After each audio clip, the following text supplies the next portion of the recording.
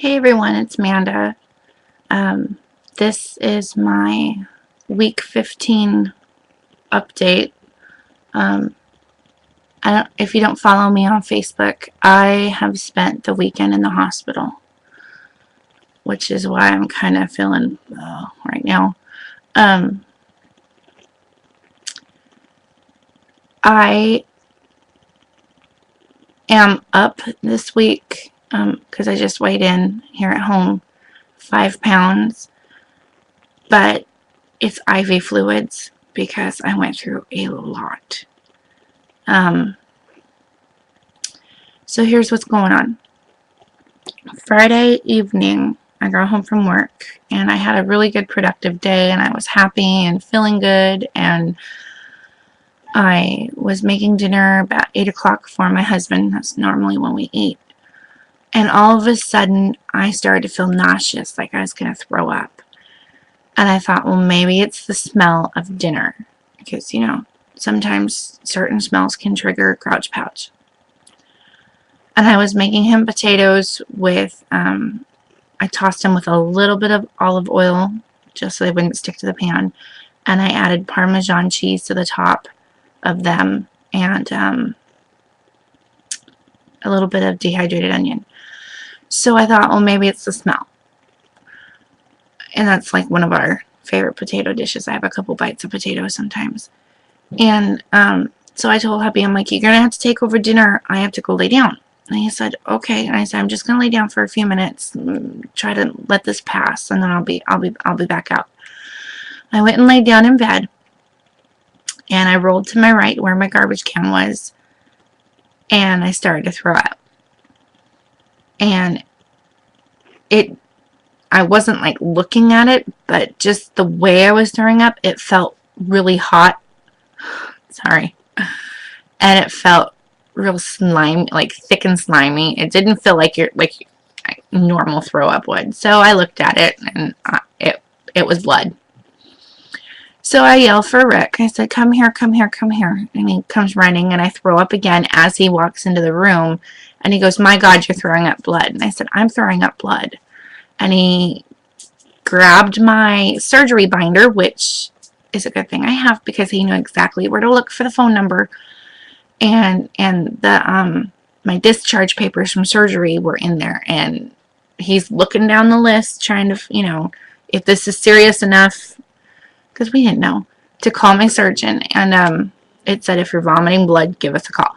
So, I have my binder with all of my papers from surgery, everything leading up to surgery, my test results, my phone numbers, my health insurance card is written in there. Anything I need is in this binder, and I call it my RNY Bible.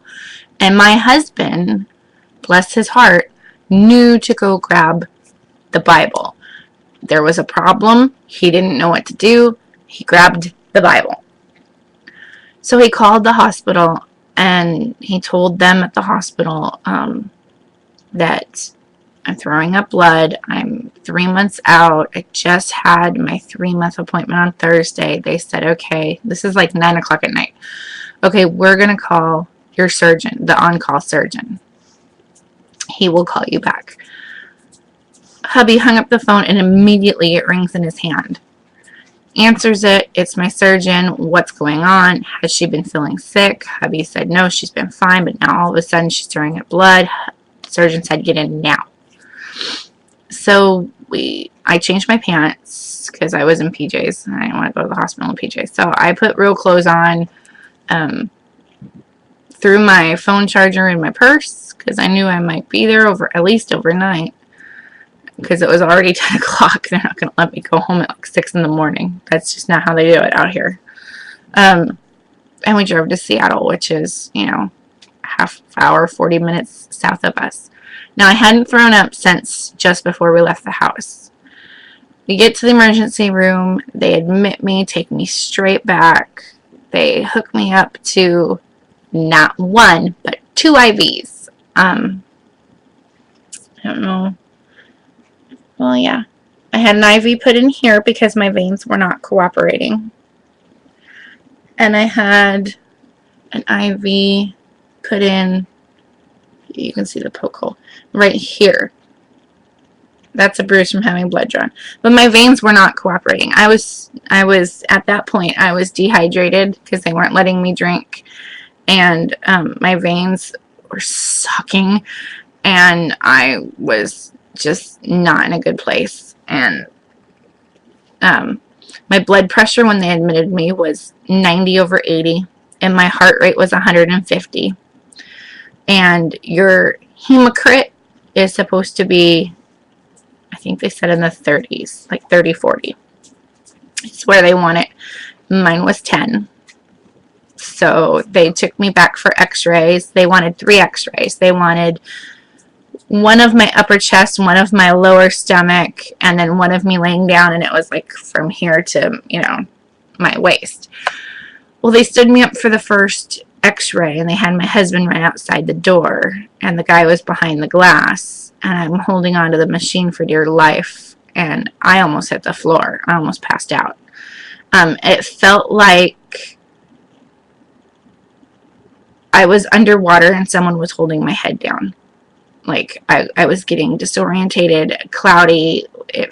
My hearing was fuzzy. I swear to God, I thought I was dying. They opened the door and had my husband come in, and he had to hold me up for one of my x-rays. They had to put the lead on him and have him hold me. So then they took me back to my bed in the emergency room. They rolled me back into the curtain. And they said, something's going on, it's not good, we're putting you in ICU. So I spent the night in ICU. They had me scheduled for an upper endoscopy Saturday morning, which they did. They found a bleeding ulcer on my, I can never say the word, anastomosis, anastoma, the connection of your pouch and your intestine that connects together. I managed to form an ulcer right there on a blood vessel, and they said a lot of times it's asymptomatic. You don't know that you have it until it ruptures, and mine ruptured. So they cauterized it. They inserted some metal clamps into it to get it to stop bleeding, and they said that I lost so much blood from all the throwing up that I've done that they were going to start transfusing me. I had a total of 9 blood transfusions. 9 blood transfusions throughout the 4 days that I was there. And it was kind of scary, but it was also kind of annoying because I really wanted to go home.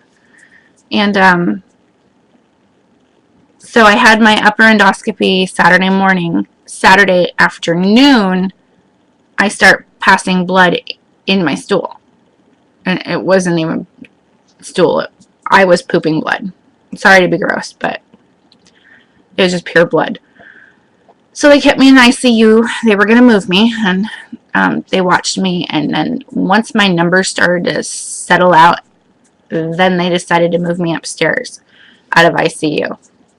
So I spent 2 nights in ICU. And then they moved me early Sunday morning.